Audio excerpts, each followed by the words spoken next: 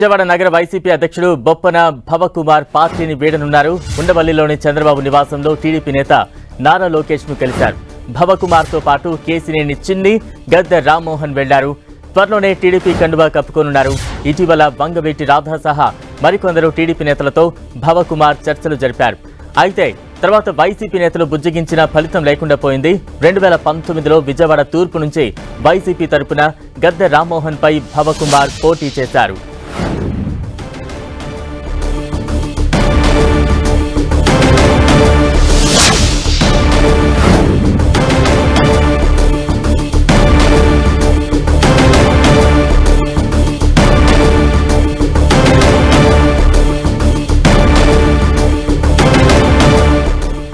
విజయవాడ నగర వైసీపీ అధ్యక్షుడు బొప్పన భవకుమార్ పార్టీని వీడనున్నారు. ఉండవల్లిలోని చంద్రబాబు నివాసంలో టీడీపీ నేత నారా లోకేష్ ను కలిశారు. భవకుమార్ తో పాటు కేసినేని చిన్ని, గద్దె రామ్మోహన్ వెళ్లారు. త్వరలోనే టీడీపీ కండువా కప్పుకోనున్నారు. ఇటీవల వంగవీటి రాధా సహా మరికొందరు టీడీపీ నేతలతో భవకుమార్ చర్చలు జరిపారు. అయితే తర్వాత వైసీపీ నేతలు బుజ్జగించినా ఫలితం లేకుండా పోయింది. 2019లో విజయవాడ తూర్పు నుంచి వైసీపీ తరపున గద్దె రామ్మోహన్ పై భవకుమార్ పోటీ చేశారు.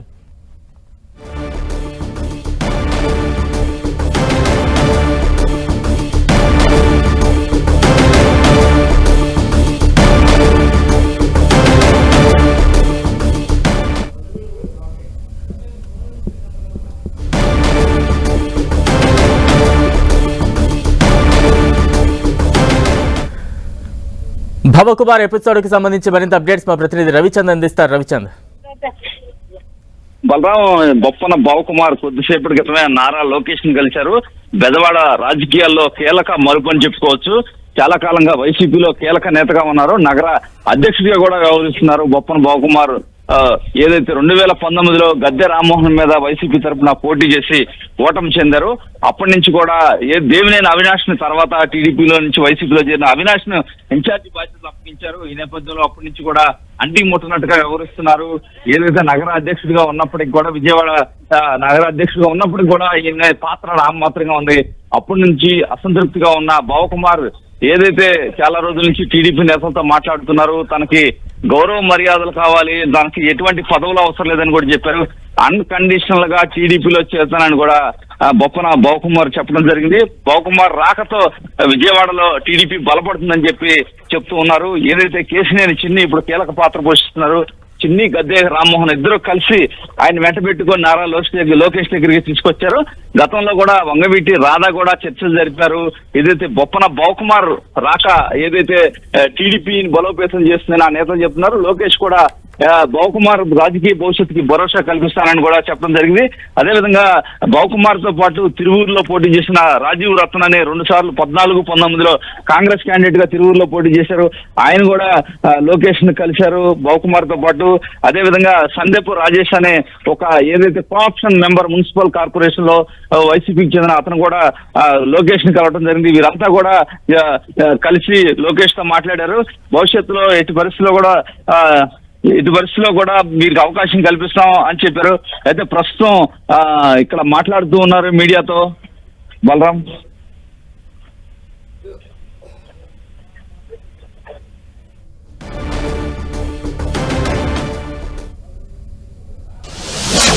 లోకేష్ గారి ఆధ్వర్యంలో లోకేష్ గారిని మ్యూచువల్గా కలిసి రేపు చంద్రబాబు గారిని కూడా కలిసి చంద్రబాబు గారి ఆధ్వర్యంలో పార్థసారథి గారితో కలిసి నేను పార్టీలో చేరడానికి నిర్ణయించుకుని ఇవాళ లోకేష్ గారిని కలవడానికి వచ్చాను.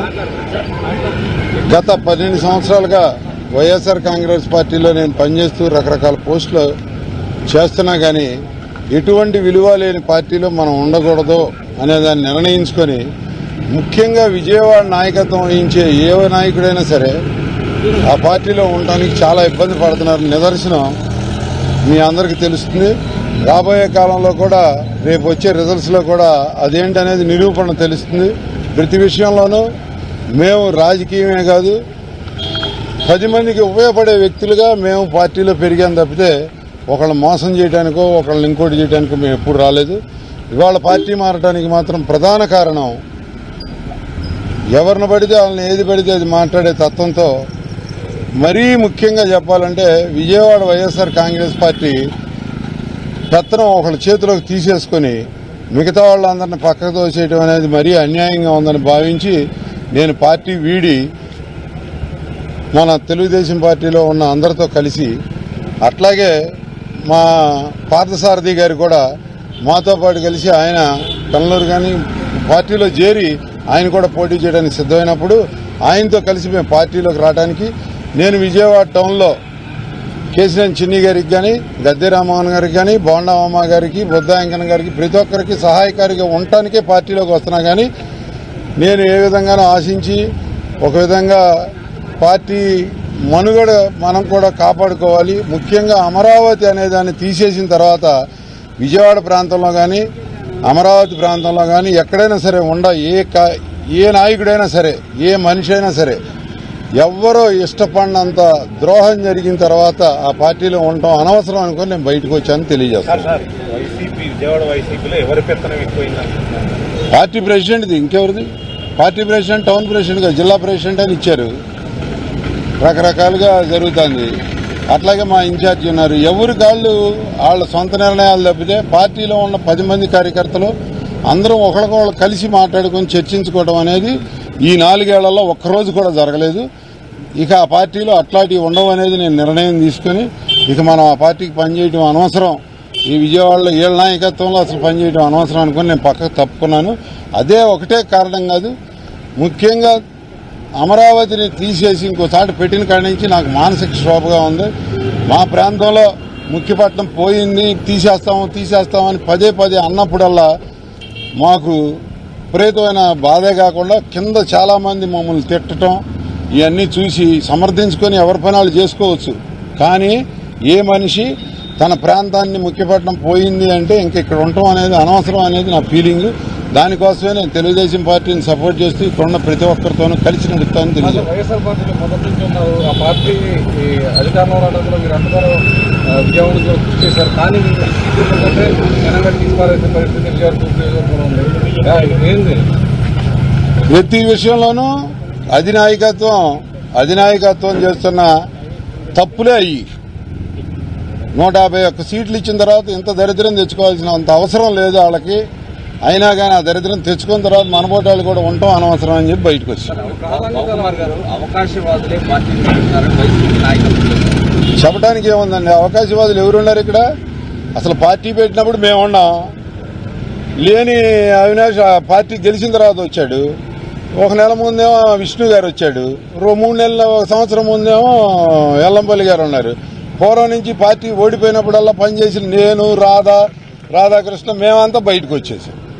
ఇంకా దానికి తెలియదేముంది? అవకాశవాదులు కాదు, అవకాశాన్ని బట్టి వాడుకునే వాళ్ళు పార్టీలో ఉన్నారు, పనిచేసే వాళ్ళం బయటకు వచ్చాం.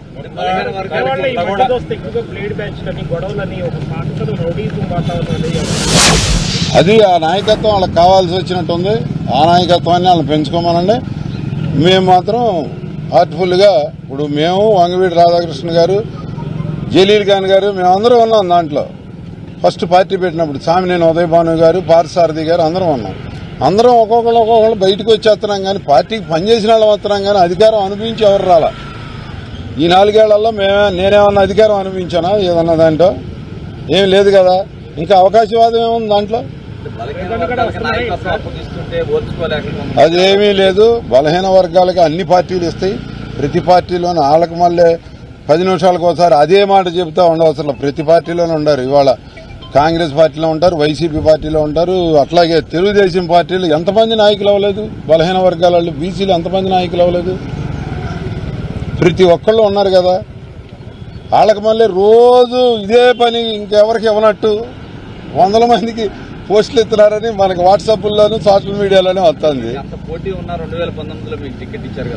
తప్పకుండా 2019లో ఆ రోజు నేను కాబట్టి ఇచ్చారు.